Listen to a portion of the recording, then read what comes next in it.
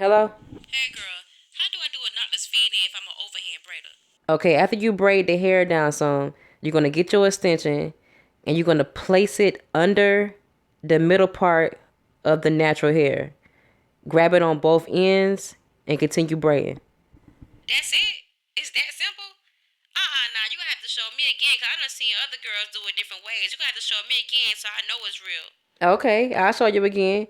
All you gotta do is get the extension, grab it from one end to the next, put it under the middle extension, and continue braiding.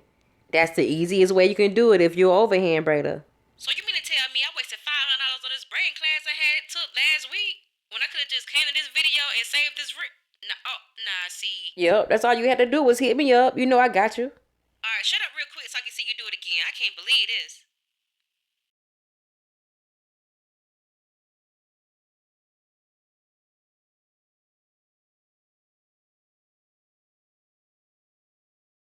Oh my damn. All right, you got it. You mind if I save your number next time you call? You damn skippy. All right, I'll talk to you later. Bye. Thanks.